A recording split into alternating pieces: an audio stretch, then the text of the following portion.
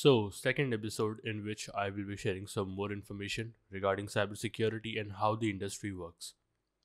In the last episode, we discussed the history aspect of the term cybersecurity, which was just to give you a normal overview of this industry.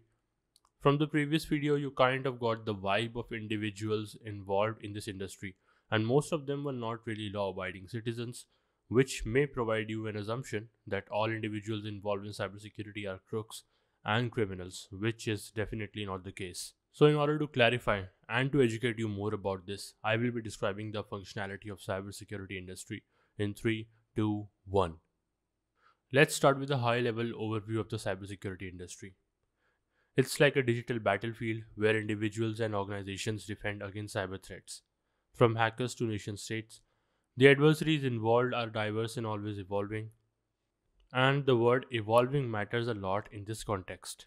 Imagine a scenario where you completed your week with all your submissions to the manager, and when you wake up on Sunday, your mailbox is already filled with the next assignment along with the deadline. Yes, that's exactly how it feels. The amount of information always getting updated in the cybersecurity industry is crazy.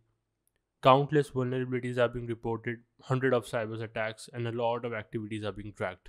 It's quite overwhelming at some points. There are various job roles serving different aspects of security.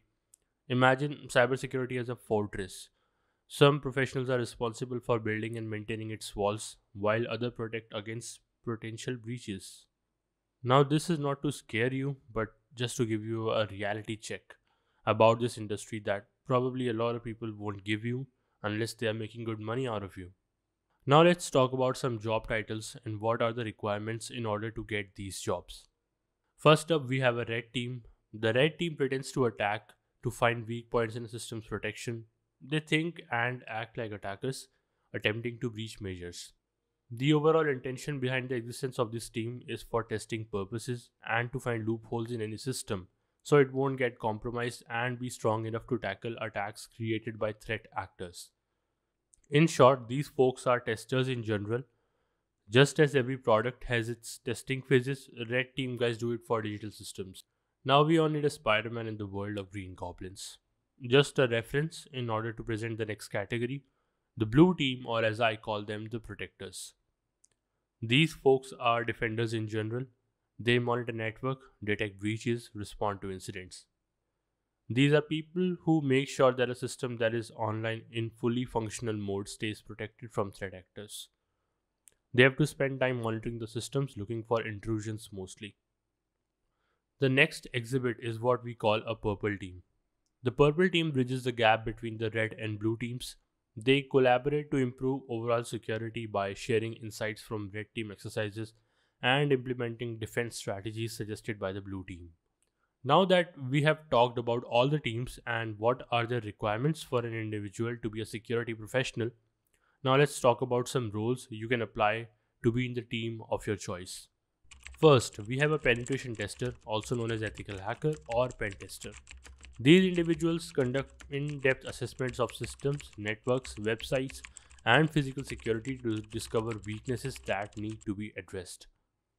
Second, we have a vulnerability analyst. In simple words, these individuals analyze the result of penetration tests and security assessments in order to categorize the vulnerabilities. They also work closely with penetration testers in order to understand the implications of identified vulnerabilities. Third, we have exploit developers. Exploit developers are experts in crafting and creating exploits for identified vulnerabilities. They may develop proof of concept code or tools to demonstrate how a vulnerability could be exploited. Imagine this person as one hired to create the tools for hacking security systems. Fourth, we have a social engineer.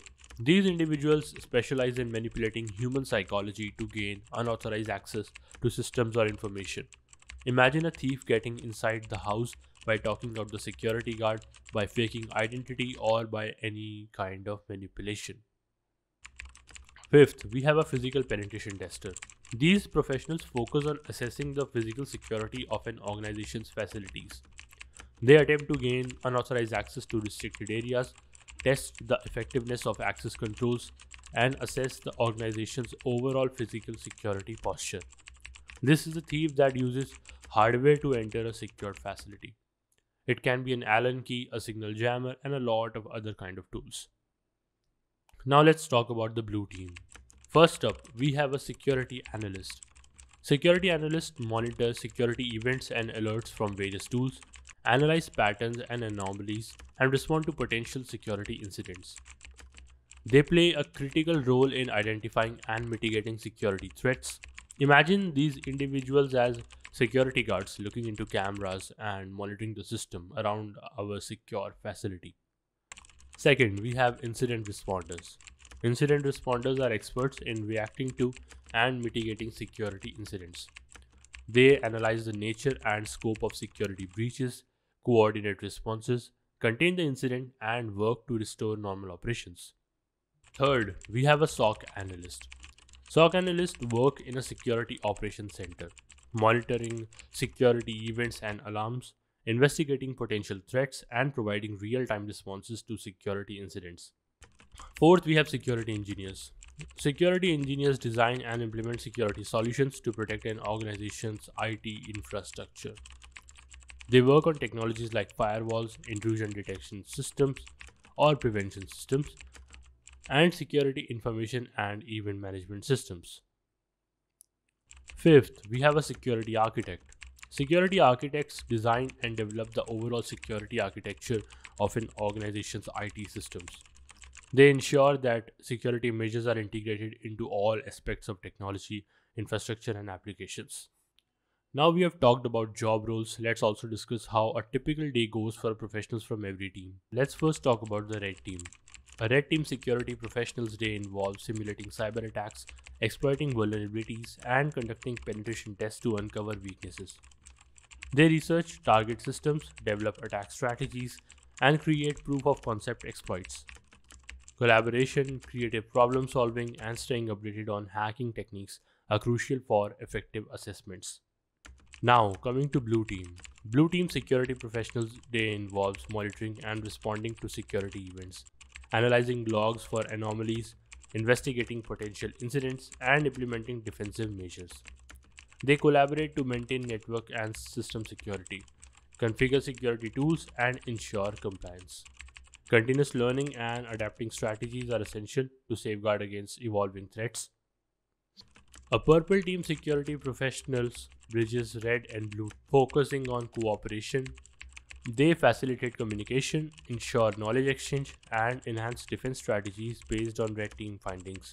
They coordinate simulations, analyze attack techniques, and collaborate with blue team to optimize response measures, aiming for a strong security posture. And that's it, everyone.